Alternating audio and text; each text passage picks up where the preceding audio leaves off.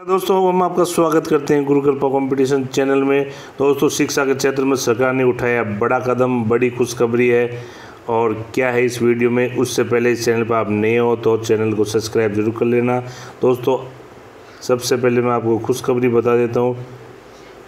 शिक्षा विभाग ने शुरू की कवायद, उप प्रधानाचार्यों के 12,000 पद होंगे सृजित।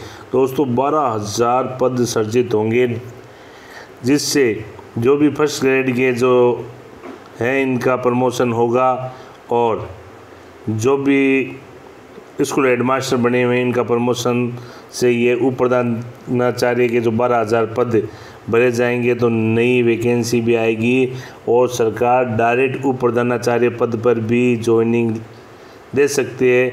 आप दे सकते हो, ये आज की ताज़ा अपडेट। अगर सरकार एक प्रस्ताव पर आगे बढ़ी, जल्दी राज्य भर में करीब 12,000 उच्च माध्यमिक विद्यालयों में उप प्रधानाचार्य काम करते हुए मिलेंगे। इसमें केवल प्रधानाचार्य के सिर का काम का बोझ घटेगा, बल्कि अगले कुछ साल में शैक्षणिक और अकादमिक सुधार भी देखने को मिल सकता है। मौजूदा समय में प्रधानाचार्य जो भी सीनियर स्कूल में जो प्रधानाचार्य होता है वो पीओ होता है, पंचायत शिक्षा अधिकारी। उनके नीचे 8-10 स्कूलें होती है, जिससे वो अपने स्कूल का ध्यान सही प्रकार से नहीं दे पाता और गुणवत्ता में भी पहले की अपेक्षा अब ज़्यादा कार्य हो गया है। इसलिए सरकार चाह रही है कि उप प्रधानाचार्य का पद फिर से सृजित हो जाए। 20 साल पहले हुआ करता था। बताया गया है कि राज्य के उन उच्च माध्यमिक विद्यालयों में उप प्रधानाचार्य का पद करीब 20 साल पहले हुआ करता था, जिसमें 500 से ज़्यादा विद्यार्थियों का नामांकन हो।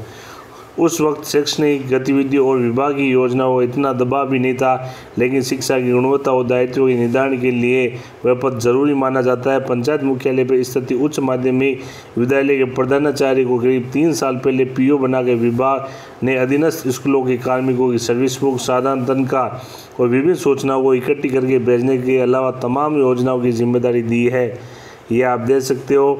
ये सही है कि पीओ बनने के बाद प्रधानाचार्यों के बाद बहुत से काम हो गए हैं। बहुतों के पास खुद के अलावा आसपास के 6 से 8 स्कूलों की जिम्मेदारी भी है। नया पद मिलने से वे अपने मूल स्कूल को अच्छे से संभाल सकेंगे। भरत जोशी, जिला शिक्षा अधिकारी माध्यमिक। और शेर सिंह चौहान जो शिक्षा नेता क्या कह रहे हैं, कई प्रधानाचार्य गणित, विज्ञान और अंग्रेजी के अच्छे शिक्षक भी हैं, लेकिन वह अध्यापन में समय नहीं दे पाते हैं। उप प्रधानाचार्य आने से विद्यार्थियों को पढ़ाई में भी फायदा मिलेगा। विद्यालयों में परीक्षा परिणामों का स्तर और बेहतर होगा। तो दोस्तों ये उप प्रधानाचार्य के 12,000 पद बिल्कुल सृजित होंगे और बेरोजगारों को बहुत बड़ा फायदा होगा। इसके साथ ही आप देख सकते हो कि स्कूल कॉलेज अभी नहीं खुलेंगे। ये जो अनलॉक 4 की जो गाइडलाइन है, इसके साथ ही प्राध्यापक जो स्कूल की काउंसलिंग 31 से राजस्थान लोक सेवा आयोग के तत्वाधान में प्राध्यापक स्कूल शिक्षा प्रतियोगी परीक्षा 2018 के अभ्यर्थियों की काउंसलिंग 31 अगस्त से प्रारंभ होगी, यानी कल से प्रारंभ होगी। कल इस दौरान अभ्यर्थियों की पात्रता जांच की जाएगी। सचिव शुभम चौधरी ने बताया कि काउंसलिंग 31 अगस्त से 15 सितंबर तक राजकीय उच्च अध्ययन संस्थान टीटी कॉलेज में चलेगी। अभ्यर्थियों को काउंसलिंग में निर्धारित समय से आधा घंटा पूर्व उपस्थित होना है। दोस्तों इसके बाद 15 सितंबर तक ये चलेगी और अक्टूबर माह में आपको नई फर्स्ट ग्रेड की 3,000 प्लस विज्ञप्ति देखने को मिल जाएगी। बहुत बड़ी ऑथेंटिक है। जो भी भाई तैयारी कर रहे हैं वो लगातार अपनी तैयारी को रूप से चलाए रखे।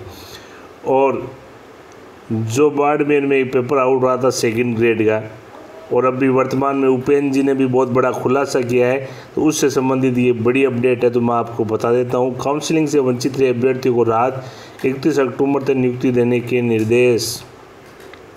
वरिष्ठ अध्यापक हिंदी विषय भर्ती के व्हाट्सएप पर पेपर लीक का मामला है। ये 2018 के वरिष्ठ अध्यापक हिंदी विषय भर्ती की परीक्षा में पेपर लीक होने के कारण काउंसलिंग और मंडल आवंटन से वंचित रहे अभ्यर्थियों को हाईकोर्ट ने 31 अक्टूबर तक नियुक्ति और पोस्टिंग देने के आदेश दिए हैं।